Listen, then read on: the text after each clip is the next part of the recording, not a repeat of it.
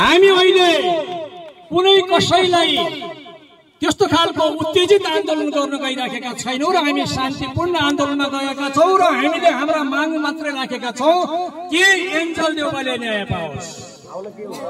र अर्को कुरा हामी के भन्नु भने जसरी भनिन्छ, जसरी एसपी साहबले जो पत्रकार सम्मेलन गरेर जो दोषी सार्वजनिक गर्नुभएको छ त्यो शब्दहरू हामीले हाम्रो दिमागमा पनि कैद गरेका छौं र त्यो चाहिँ सामाजिक सञ्जालमा पनि केन्द्रित छ। जो एन्जल देउवाको हातमा पाला छैन उहाँहरूले पाला देखे भन्नुभएको छ, हामीले देखेका छौं। र अर्को कुरा एउटा दोषी मान्छेले जुन कुरा त्यहाँ व्यक्त गर्यो त्यही कुरा एसपी साहबको मुखबाट व्यक्त हुन कति न्यायोचित होला? हामीले यो कुरा पनि बुझिराखेकै छौं।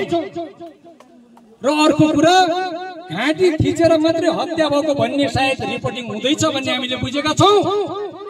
जो मान्छे दोषी हो उनले के भन्छ भने संवेदनशील अङ्गमा मेरो औँली गयो भन्दैछ, तर डाक्टर के भन्छ घाँटी रेट्यो। हामीले यो बुझिराखेका छौं, हामीले बुझ्दैछौं। त्यसो भएको हुनाले कहिले पनि घाँटी थिचेर मारिएको मान्छेको लुगा खोलिँदैन अनि गहनाको लालचमा हत्या गर्ने मान्छेले लास काट्दैन अनि लास गाडिसकेपछि ऊ मान्छे आएर त्यहाँ 5-7 जनाको गुरु पसेठामा ऊ बस्दैन, ऊ भाग्छ त्यहाँबाट। उनले स्वयं भनेको छ, हामीसँग रेकर्डिङ छ, लास गाडिसकेपछि आउँदाखेरि 5-7 जना मान्छे त्यहाँ बसेका रे, मार्ने बेला थिएनन्, मारिसकेपछि गाडिसकेपछि कहाँबाट आए थिए? त्यसो भएको हुनाले लास काट्ने ठाउँमा सबैजना नगएका हुन सक्छन्। केही मान्छे त्यहाँ मान्छेको ढाल चाल बुझ्ने र केही मान्छेहरू त्यहाँ गाड्न गएको हुनुपर्छ, हामीलाई थाहा छ। त्यसो भएको हुनाले अहिले हामी के गरौँ भने हामी यो इलाका प्रहरी कार्यालयलाई हामीले अहिले अलग ढङ्गले हेरेका छैनौँ, हामीले सकारात्मक दृष्टिकोणले हेरेका छौँ। किनभने उहाँले जबसम्म लास बरामद भएन, जबसम्म लास पत्ता लागेन, तबसम्म उहाँको खोज नीति एकदम सकारात्मक छ। चाहे छ मैले अस्ति पनि भनेर आज पनि भन्छु, तर जब लास भेटियो त्यसपछिका भूमिकाहरू माथिल्लै निकायबाट पनि सकारात्मक छैनन्, यो हामी भन्न चाहन्छौँ, यो हामी जानकारी गराउन चाहन्छौँ। अब यहाँ भनिन्छ त्यो मान्छेले गहनाको लालचमा मान्छेको हत्या गर्छ, त्यसपछि सुनारको दोकान चार्दै हिँड्छ, सुन बेच्दै हिँड्छ अनि सुनारले भन्छन् रे, सुन पसलवालाले, सुन व्यवसायले भन्छन् रे बिल बिनाको हामी सुन खरिद गर्दैनौँ भनेर फिर्ता हुन्छ रे। त्यसो हो भने अन्तर्राष्ट्रिय बिमारी स्थलमा आएको 3 कुन्टल सुन कुन बिलमा बिक्री भयो? अनि इन्डियाबाट चोरी गरेर आउने 5-5 किलो सुन ल्याएर बेच्ने मान्छेले कहाँ बिल बनाएर बेचे? यो गलत कुरा हो। सस्तो पाएपछि जसले पनि खरिद्छ। यहाँ त के छ भन्दाखेरि सुनार समेतलाई पनि कन्भिन्स गरेको हामी पाउँदैछौँ। त्यसकारणले हामी अहिले शान्तिपूर्ण रूपमा जाँदैछौँ। जब उसको न्याय पाइएन, इन्भेस्टिगेसन सही भएन, जो मुख्य दोषीहरू फरार छन् उनलाई जब गिरफ्तार गरिएन भने उहाँपछि देख्नु होला के हुन्छ भन्ने कुरा। हामी के भन्छौँ भने हामी सुरक्षाकर्मीका मित्रहरूलाई यो इलाका प्रहरी कार्यालयले आग्रह के गर्छौँ भने कसैको प्रभावमा पर्ने जरुरी छैन। तपाईहरु डराउनु पर्ने कुनै कारण छैन। तपाईको साथमा हामी छौं। तपाईले सही काम गर्नुहोस्, हामी हातेमालो गर्छौं, हामी तपाईहरुलाई सहयोग गर्छौं। यदि तपाईहरु कसैको प्रभावमा परेर यहाँ यदि भोलि सुरक्षा क्षेत्रमा कुनै फितलोपन देखिएको भने सायद तपाईहरुको आवश्यकता हामीले नपर्नु पनि सक्छ र यहाँबाट उठ्नु पर्छ। तपाई जान्नुपर्छ।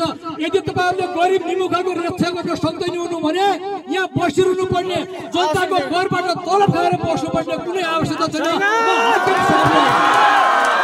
हाकिम साहबलाई यो म भन्न चाहन्छु, तपाईहरुले आफ्नो टोली लिएर गइहाल्नु होला।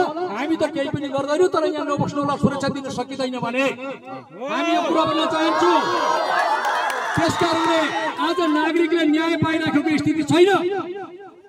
यहाँ एउटा 10 वर्ष बालिकाले कसको के बिगार्यो, उसले के गर्यो कसलाई, अथवा उसको आमा बुवाहरु त इन्डिया बस्ने कसले कसलाई के गर्यो भने आज बुढी मर्ने कुरा ठुलो होइन, काल पल्किने कुरा सबभन्दा खतरनाक हुन्छ।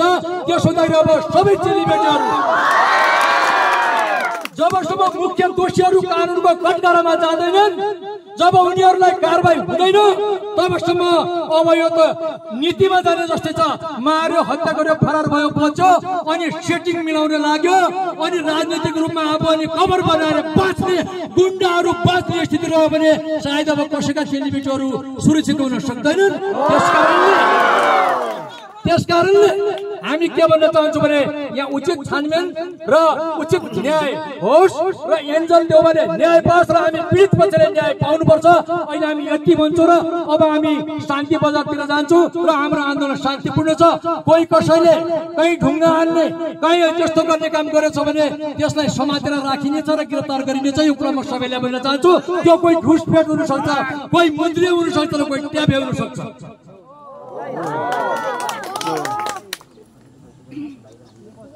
त्यसो भएको हुनाले हामी के चाहन्छौँ भने सुरक्षा निकायले आफ्नो भूमिका निर्वाह त गर्दै रहलान्। यदि कसैले आन्दोलनको पक्षमा आएर ढुङ्गा हानेको भन्नु खोज्यो भने हामी समात्छौँ, त्यसलाई हामी समातेर राख्नेछौँ।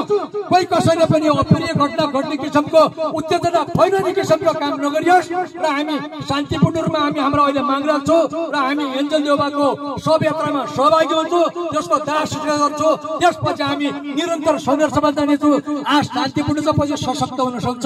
यही जानकारी गर्न चाहन्छु। धन्यवाद।